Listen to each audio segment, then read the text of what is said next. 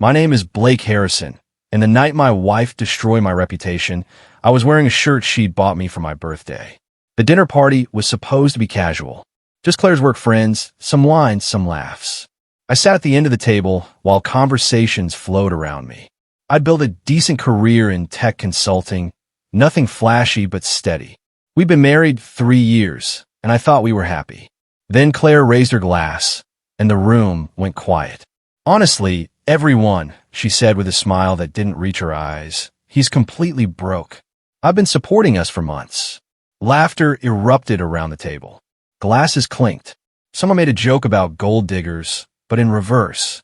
I forced a smile and nodded like it was funny, like my chest wasn't caving in. I excused myself to the bathroom and stared at my reflection for 5 minutes, try to remember how to breathe. When I came back, they'd moved on to other topics. I sat through dessert in silence. We drove home without speaking. She went straight to bed.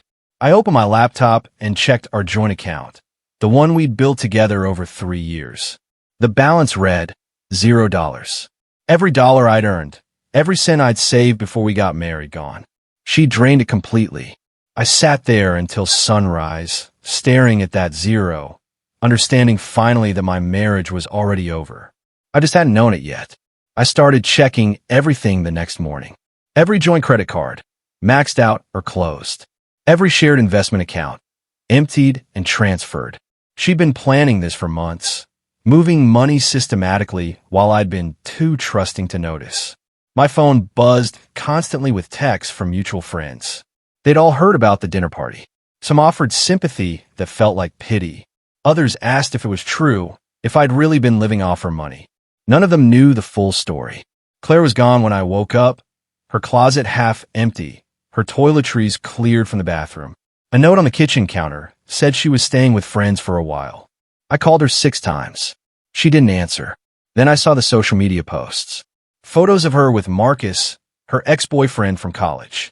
They were at a beach resort, drinks in hand, his arm around her waist. The caption read, "Finally free." The comments were full of support from people who didn't know me, celebrating her escape from what she'd painted as a failing marriage to a failing man. My phone rang. It was the bank. Claire's lawyer had filed a freeze request on any remaining assets. I was completely locked out. Rent was due in 5 days. I had $300 in a personal account she hadn't known about, money from freelance work I'd done months ago. It wouldn't cover half the rent. My business partners started calling, nervous about some contracts I'd personally guaranteed. They'd heard rumors, wanted reassurance I could cover my commitments. I couldn't give them that reassurance. I sold my car first. It was only 3 years old, still in good condition. Got $8,000 for it, enough to buy some time. Then I sold the watch she'd given me for our first anniversary. She'd said she loved that watch, said it made me look successful. I got $1,200 for it at a pawn shop. I moved out of our apartment into a room I found on a rental app. $600 a month, shared bathroom, a mattress on the floor. My new roommate was a college student who played video games until 3 in the morning. I lay awake on that cheap mattress and planned. Not revenge. I told myself it wasn't revenge. Just survival. Just getting back what was mine. Then I remembered something while going through old emails. A tiny investment I'd made 4 years ago, before I'd even met Claire. A startup that had seemed promising. I'd completely forgotten about it. I found the original investment documents in a folder on my old laptop. $5,000 for a 2% stake in a tech company that was building data security software. I'd written it off as lost money years ago when the company went quiet. But when I searched for them online, I found recent news. They'd just gone public 3 weeks ago. Their IPO had been successful. Very successful. I called the founder, a guy named Kyle who I'd met at a networking event years back. He remembered me immediately. "I've been trying to reach you," he said. "Your email bounced, and your old number was disconnected. We sent documents to your last known address." My hand shook as he explained. My 2% stake, adjusted for dilution and growth, was now worth approximately $1.8 million. I sat down hard on my rented mattress. "You should be quiet about this," Kyle said carefully. "Keep it private until the dust settles on your personal situation. Trust me on this." I agreed. I didn't tell anyone. Not my family, not my friends, definitely not Claire. I set up a meeting with Kyle's lawyers to structure everything properly. Within a week, I'd quietly cashed out half my shares, leaving the other half to grow. I had $900,000 clean and clear, and Claire had no idea it existed. I opened accounts and new bank across town, set up 2 holding companies with names that meant nothing, just generic LLC structures that couldn't be traced back to me easily.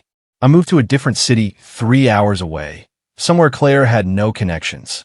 I changed everything about my appearance. Cut my hair shorter, started wearing glasses I didn't need, grew a beard, changed my voicemail greeting, and updated my LinkedIn profile to make it look like I was consulting overseas. I told no one where I was going or why. My family thought I was taking time to recover from the divorce. Claire's friends thought I'd slunk away in shame. Perfect. Let them think that. Revenge isn't about noise or drama. It's about preparation and patience.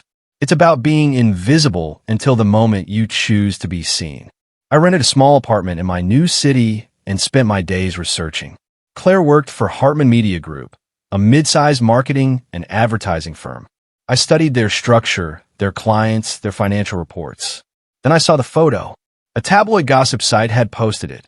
Claire and Marcus on a yacht, champagne glasses raised, laughing like they'd won the lottery. The captions speculated about their relationship. The comments were full of people who thought they looked perfect together. I saved the photo, not for anger, but for motivation. I started buying shares in companies that fed into Hartman Media Group. Small purchases, nothing that would raise flags. A printing company that handled their materials. A software firm that managed their client databases. A commercial real estate trust that owned their office building. I wasn't buying these companies. I was building leverage, creating a web of influence that would eventually tighten around the place Claire worked. I met with a lawyer named Patricia who specialized in corporate acquisitions. I explained what I wanted, and she didn't ask why. She just structured the purchases through shell entities, different names, different addresses, all legally sound but deliberately obscure. "You're building a cage," she said approvingly. Smart. 3 months into my planning, I received a company memo that someone had forwarded to an industry mailing list I was on. Hartman Media Group was exploring a partial buyout. Their CEO was looking for investors to help expand into new markets. They needed capital and strategic partnerships. This was it. This was the door opening. I spent 2 days preparing my offer, structuring it through my holdings to make it look like it came from an established investment firm. Not me personally, never me. Just a faceless entity with money and interest. I placed my first offer through my primary holding company. My broker called me the next day, excitement in his voice. "They want to meet," he said. "The board is very interested. They're looking at several offers, but yours stands out because of your existing relationships with their vendors." I'd planned for that. Owning pieces of their supply chain made me look like a serious strategic investor, not just someone with cash. When I asked, "Tomorrow," he said. "They want to meet the new investor today, if possible." I pictured Claire at her desk, probably bragging to her coworkers about her new life, completely unaware that her ex-husband was about to walk into her professional world with enough money to change everything. I agreed to the meeting, booked a flight back to the city, bought a new suit, rehearsed what I'd say. I wasn't going there to reveal myself immediately. I was going there to establish position, to be welcomed in before anyone realized who I really was. The broker sent me the meeting details with one final note. "They're desperate for this capital. You have more leverage than you think." I smiled. Leverage was exactly what I'd been building. Now it was time to use it. I sat in Hartman's lobby the next morning, dressed in my new suit, wearing my fake glasses, my beard trimmed neat. The receptionist offered coffee. I accepted and waited. Then Claire walked past. She was on her phone, laughing about something, her heels clicking on the marble floor. She glanced at me for half a second, just another visitor in a suit, and kept walking. No recognition. None at all. I'd changed enough that I was invisible to her. I listened as she stopped near the elevators, still on her phone. "I'm telling you, getting rid of him was the best decision I ever made," she said loudly. "I'm finally living the life I deserve." My blood hummed in my ears, but I kept my face neutral, my posture relaxed. A few minutes later, The receptionist called my name, the fake name on my corporate documents. I was led to a conference room where 3 board members waited. We talked for an hour about vision, growth, market opportunities. They loved everything I said. As I left, I glanced at the reception board that listed scheduled meetings. My company name was displayed under New Investor Meeting. Claire walked past again, saw the board, and actually laughed. She had no idea. 2 days later, I got the call. They wanted me at a larger stakeholder meeting. We're bringing in department heads, my broker explained. They want everyone to meet the potential new partner.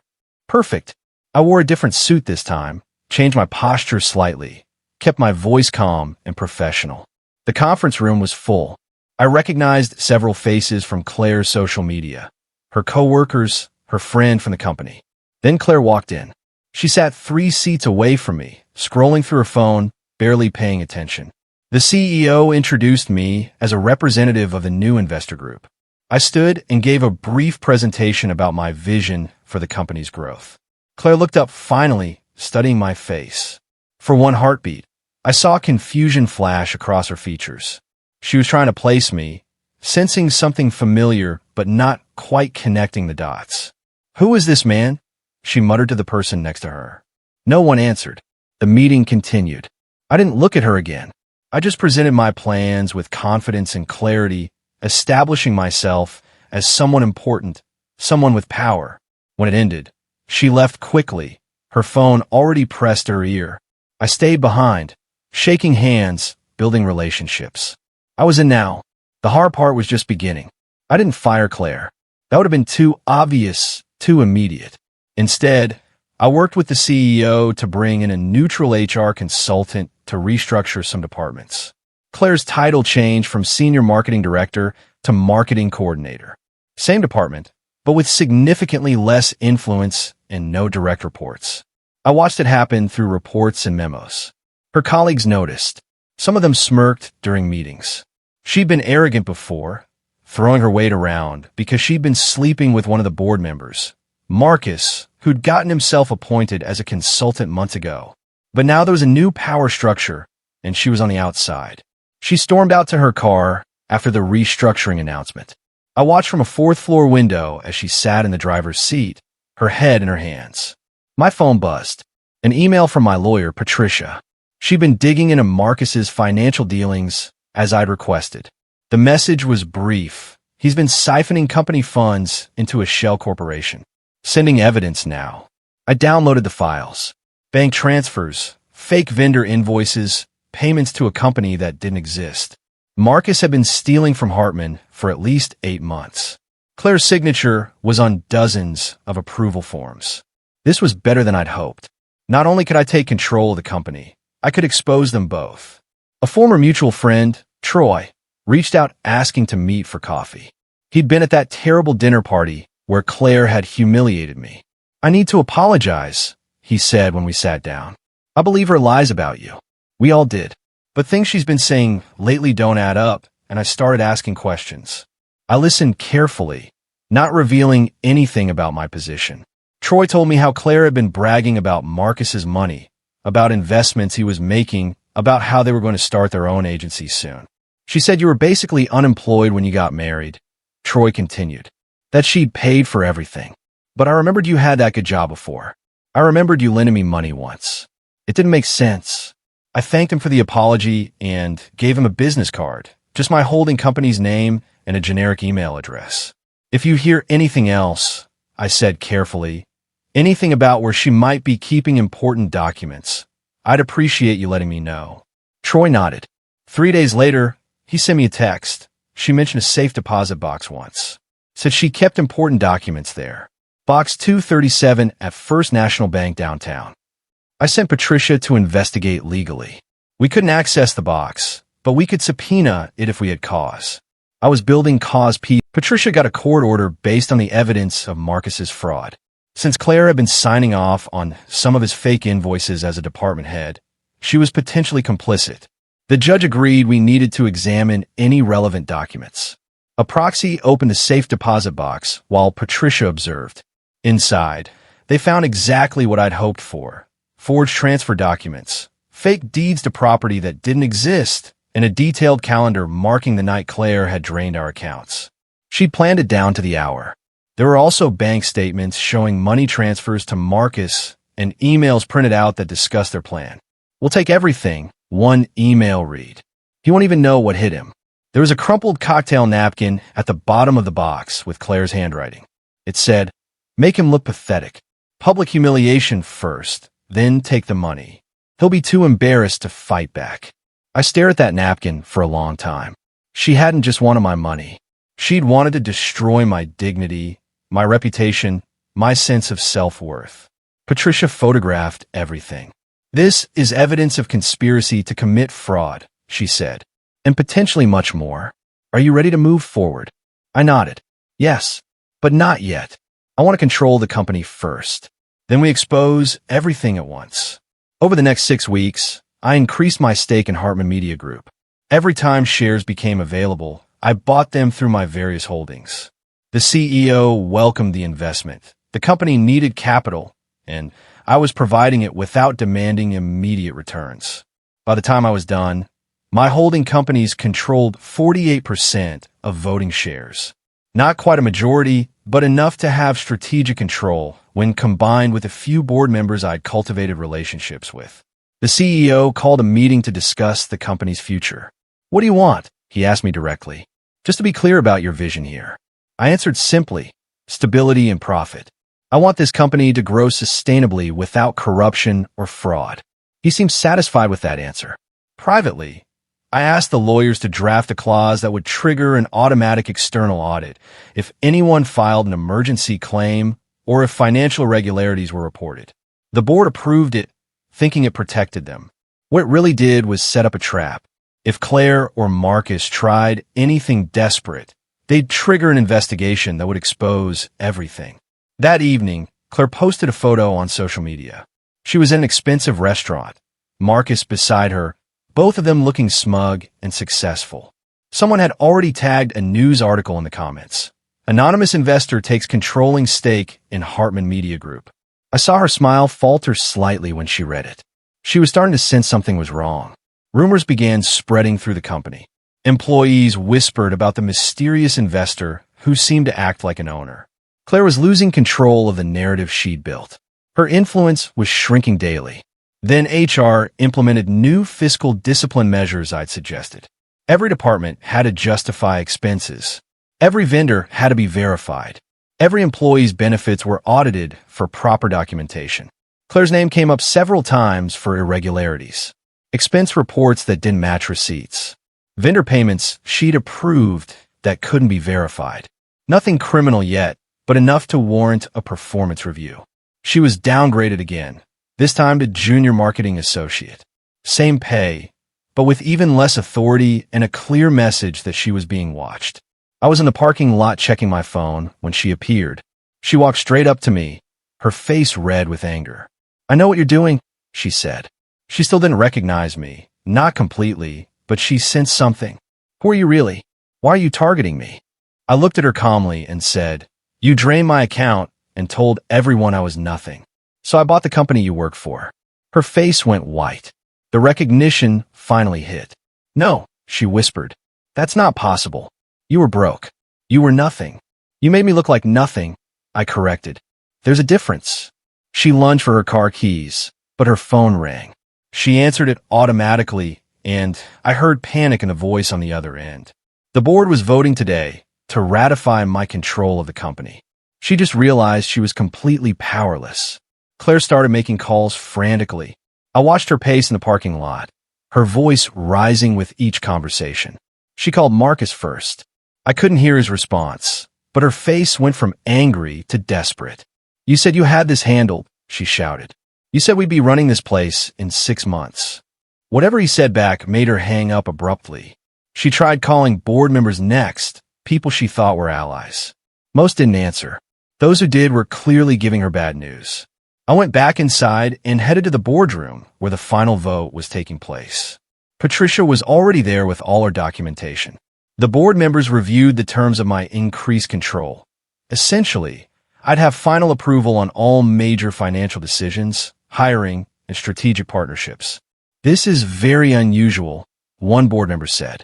But given the capital you've provided and your strategic holdings in our supply chain, it makes sense.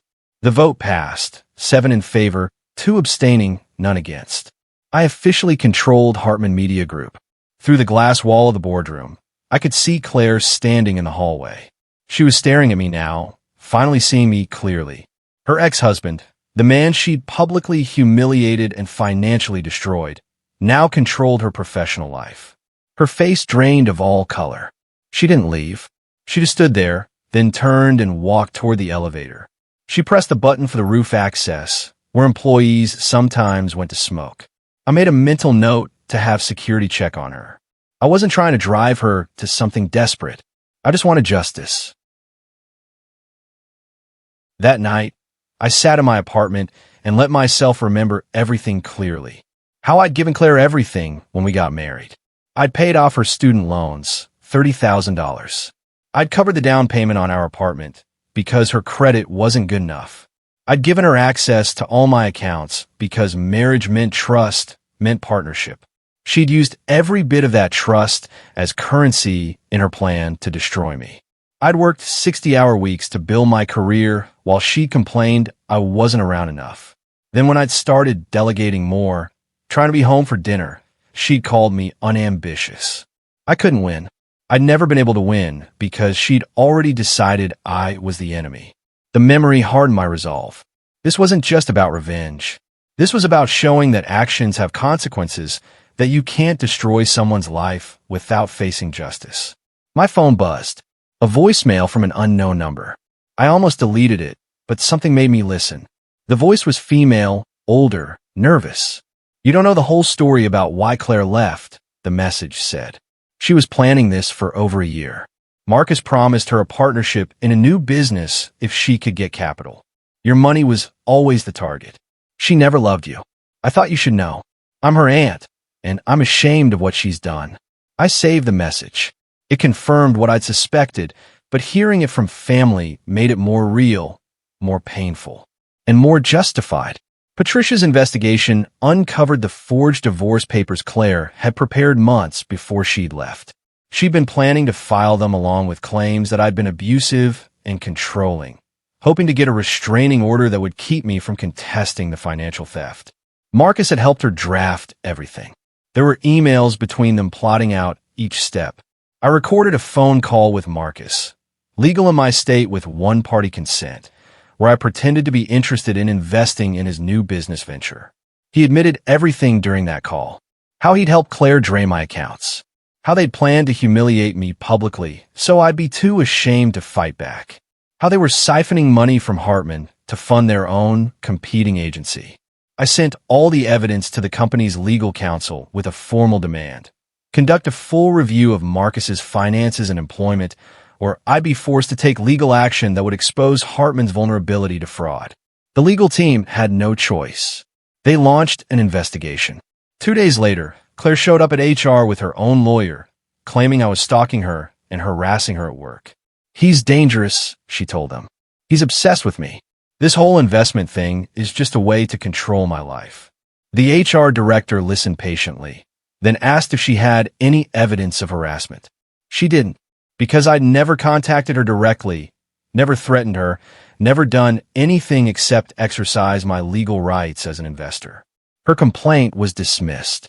Claire went on a local morning show to tell her side of the story. I watched from my apartment as she sat on the couch, looking sympathetic and scared. My ex-husband is unstable, she said earnestly. After our marriage ended, he became obsessed with destroying me. Now he's bought his way into my company just to harass me. I'm afraid for my safety. The hosts nodded sympathetically. They asked her about the divorce, and she painted me as controlling and financially abusive. He left me with nothing, she lied. I had to rebuild my entire life. I didn't panic. I prepared for this.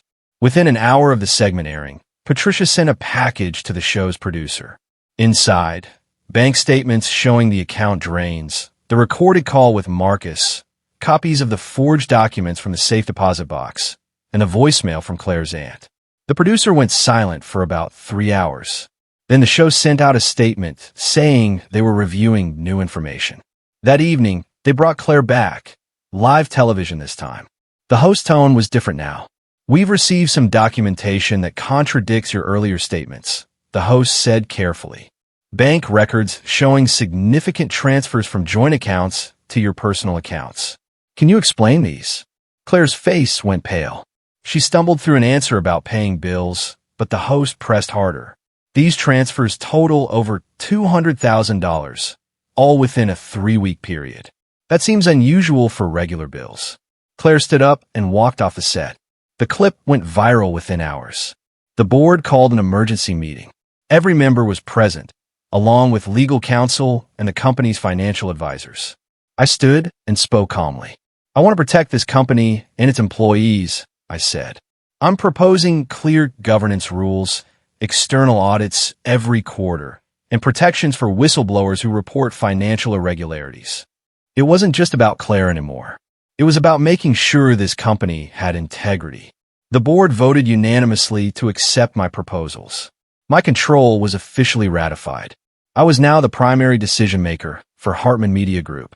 As the meeting ended, the CEO approached me and shook my hand. "Thank you," he said. "We needed someone to clean house. I think we all knew things weren't right, but we didn't have the courage or resources to do anything about it." Through the glass wall of the conference room, I could see Claire standing in the hallway. She'd watched the whole meeting. Her face was completely drained of color.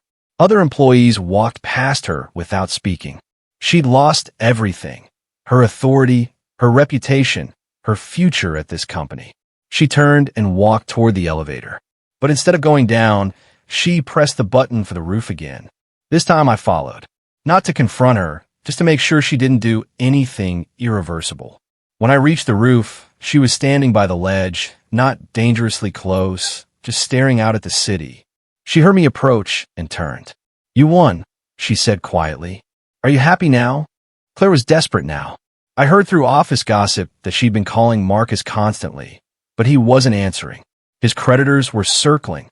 Apparently, he'd borrowed heavily against promises of future earnings from their planned agency. Money was drying up fast. Then my lawyer discovered something new. Claire had forged one last document, an emergency claim to seize certain company assets, claiming she'd made verbal agreements with the previous management that entitled her to compensation for intellectual property development. It was absurd and would never hold up in court, but it was desperate enough to trigger the automatic audit clause I'd had built into my agreements. The audit began immediately. External investigators came in and started reviewing every financial transaction from the past 2 years. Marcus's theft was exposed within 3 days. The amounts were staggering: over $500,000 siphoned through fake vendors and consulting fees. Claire's signature was on dozens of approval forms. Then Marcus made his own desperate move. He texted Claire a photo. I know because she forwarded it to several people in a panic, and one of them sent it to Patricia. The photo showed bank statements with Claire's name, along with a message: "I kept records of everything. If I go down, you go down with me." He was threatening to expose her as his accomplice unless she helped him cover his tracks. She was trapped. I didn't have to do much at this point. The system was working exactly as designed. Patricia submitted the evidence of forged documents to the state financial regulators. The company's internal audit found dozens of irregularities tied to both Claire and Marcus. Criminal investigators got involved. The local media picked up the story. Investment scandal rocks local media company. Claire was suspended pending investigation. She cleaned out her desk while security watched, carrying a small cardboard box to her car while former colleagues whispered and stared. The town began to whisper too. People who'd celebrated her freedom from me, who'd believed her lies about my failures, started questioning everything. Social media posts from that beach photo 6 months ago were being shared again, but now the comments were different. She stole his money and bragged about it. She ruined his reputation while committing fraud. She got what she deserved. Then Claire's mother showed up at the office. I was in a meeting when reception called. "There's a woman here demanding to see files related to her daughter's employment," the receptionist said nervously. I went down personally. Claire's mother was in her 60s, well-dressed, clearly uncomfortable. "Please," she said when she saw me. "My daughter made terrible choices. I know that, but she's still my daughter. Can I just see what evidence you have? I need to understand how bad this is. I felt something unexpected. Not quite sympathy, but recognition that she was a mother watching her child face consequences. I had Patricia provide a summary. Nothing confidential, just the basic facts that would be public soon anyway. Marcus's threats escalated. He demanded Claire produce a false affidavit claiming the theft was all her idea, that she'd manipulated him into helping her. If she didn't, he'd release evidence that would make her look even worse. Claire turned to her old friends for help. One of them, someone who'd been at that terrible dinner party, recorded the entire conversation. Then she called Patricia. I think you need to hear this, the friend said. The recording was explosive. Claire admitted to planning the account drains for over a year. She admitted to forging documents. She admitted that humiliating me publicly had been strategic, designed to make me too ashamed to fight back legally. He was so trusting, Claire said on the recording. It was almost too easy. And Marcus promised me we'd make millions with the new agency. I just had to get the startup capital. Then Marcus's voice came through. He'd apparently joined the call. You need to take the fall for this, he told Claire. You signed everything. Your name is on all the documents. I was just following your instructions. They argued for several minutes before Claire broke down crying and hung up. The friend who recorded it sent everything to Patricia along with a statement. I can't watch someone destroy another person like this, the friend said, even if she was my friend once. This is wrong. Patricia sent the recording to prosecutors. It was time for the public reveal. I called an all-staff meeting at Hartman. Camera crews were invited. I made sure the press knew something significant was happening. Shareholders showed up. Even some clients came, curious about the rumors. The conference room was packed. I stood at the front and told the complete story, supported by documents that Patricia projected on screens behind me. The account drains, the forged paperwork, Marcus's theft, Claire's role in approving fake invoices, the plan to humiliate me so thoroughly I wouldn't fight back. I spoke calmly and factually. This wasn't about revenge. It was about accountability. The room was silent, except for occasional gasps or murmurs. People looked shocked, angry, betrayed. Some of Claire's former friends were crying. When I finished, I opened the floor for questions. That's when Claire stood up from the back of the room where she'd been sitting. This is all lies, she screamed. He's making this up because I left him. He's obsessed with destroying me. Patricia pressed a button, and the recording from her friend started playing through the speakers. Claire's own voice admitting everything. She went pale, tried to say something else. Then police officers stepped into the room with subpoenas. They'd been waiting outside on Patricia's call. Claire Hammond, Marcus Webb, you're being served with subpoenas to appear before a grand jury investigating fraud and theft. Claire's legs seemed to give out. She sat down hard, her face in her hands. Marcus tried to leave through a side door, but more officers were waiting. Claire was escorted out by police while cameras captured everything. She kept her head down, but there was no hiding. Her face would be on the evening news, in the papers, all over social media. Marcus disappeared, literally vanished. He didn't show up for his grand jury appearance, and a warrant was issued for his arrest. He'd run, probably to another state, maybe another country. Investors who'd backed projects tied to their schemes pulled their support immediately. The proposed new agency they'd planned was dead before it ever started. I spent the next week signing paperwork to purchase the remaining assets I needed to fully stabilize Hartman Media Group. Not to destroy it, but to rebuild it properly. I met with every employee, assured them their jobs were safe if they'd done nothing wrong. I offered generous severance packages to anyone who felt uncomfortable staying after everything that had happened. Most chose to stay. They wanted to be part of something clean and honest again. I established a fund for employees who'd been hurt by the fraud. People whose bonuses had been smaller because Marcus stole money, whose projects had failed because Claire had redirected resources to fake vendors. Through my office window, I watched as Claire was led to a police van for transport to her hearing. She looked up at the building one last time, and our eyes met through the glass. For the first time since this all started, her face completely crumbled, not with anger, but with the full weight of understanding what she'd lost and what she'd done. 6 months later, I stood on a small stage in Hartman's main conference room. The company had just announced record growth, new clients, expanding markets, positive media coverage about our turnaround. I'd established a charitable fund for employees affected by corporate fraud, funded by the money recovered from Marcus's theft and Claire's settlements. The press was there for the announcement. I've been asked to say a few words. This company represents more than profit, I said. It represents what's possible when you choose integrity over shortcuts, when you face consequences instead of running from them. I paused, then added something I'd been thinking about for months. Someone once tried to prove I was nothing by taking everything from me. So I built something better than what I lost. The world she tried to keep me out of, I bought into it, improved it, and opened it to people who deserved opportunities. I didn't say Claire's name. I didn't have to. Everyone knew the story. She'd pleaded guilty to fraud and conspiracy charges. Got 3 years in prison, 5 years probation, and complete financial restitution. Marcus was still missing, but eventually he'd be found. He always would be. I walked off the stage to applause. Not for revenge, but for justice. Not for destruction, but for rebuilding. She drained my account to prove I was nothing.